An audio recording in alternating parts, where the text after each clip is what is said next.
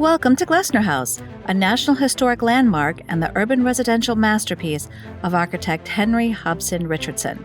Completed in 1887, it stands on Prairie Avenue, once Chicago's most exclusive residential street and home to Chicago's business and social leaders, including Marshall Field and Philip Armour. The house stands on the traditional homelands of the Council of the Three Fires, comprising the Odawa, Ojibwe, and Potawatomi nations. Our land acknowledgement can be viewed in the Visitor Center and on the website. The builders of the house, John and Frances Glessner, were born and raised in Central Ohio and married in 1870, after which they moved to Chicago so he could oversee the sales office for his company. In 1885, they commissioned H. Richardson, America's leading architect of the time, to design their home.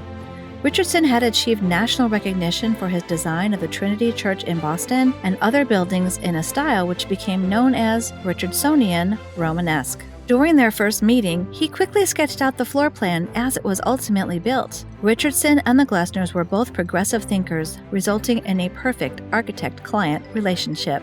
In their library, he noted a framed photo of this building at Abingdon Abbey in Oxfordshire, England, and made it the keystone of the design of the unconventional house. The house functioned as the Glessners' winter residence, so Richardson faced the main public rooms away from the street to orient them towards a private courtyard to capture the southern sun. The 17,000 square foot house accommodated the family of 4 and their live-in staff of 8. It contained 13 bedrooms, 7 bathrooms, and 11 fireplaces. Most neighbors did not like the design, which was radically different from other houses on the street. Many referred to it as the fortress or the jail. George Pullman, who lived kitty corner, was especially vocal in his dislike of the house. "I don't know what I have ever done to have that thing staring me in the face every time I go out of my door." Architects, however, praised the house, and many visited during construction. Louis Sullivan and the 20-year-old Frank Lloyd Wright were especially influenced by its innovative design. The Glessners embraced the English arts and crafts movement and used wallpapers, textiles, rugs, and tiles made by William Morris and his collaborators, many of which have been recreated. Isaac Scott, A.H. Davenport and Company, and others fashioned custom pieces for the family, including furniture, picture frames, and decorative objects. The family, shown here on the porch of their summer home in New Hampshire, included John and Frances and their son George and daughter Fanny. John was a partner in the firm of Warder, Bushnell and Glessner, manufacturers of reapers, mowers, and other agricultural machinery.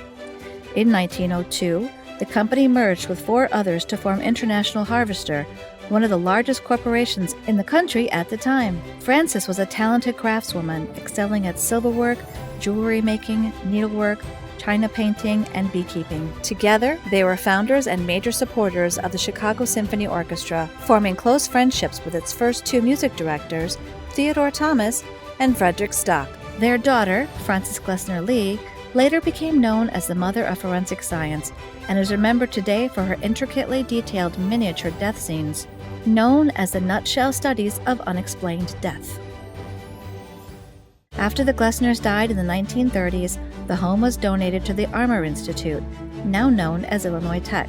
They later sold it to the Lithographic Technical Foundation, which used it as their research facility. In 1965, the foundation moved to Pittsburgh and put the house up for sale, raising concern that it might be demolished. Several local preservationists and architects, aided by New York architect Philip Johnson, successfully saved the house, purchasing it in 1966 for just $35,000. Since that time, the Glessner descendants have returned most of the original furnishings.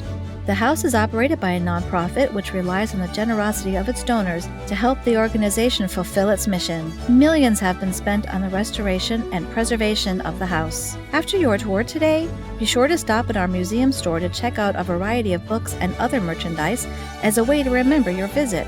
We offer many types of programs and events. If you join as a member before leaving today, we will deduct the cost of your tickets from a 1-year membership, entitling you to special benefits. Thank you for visiting, enjoy your tour, and we hope to see you again very soon.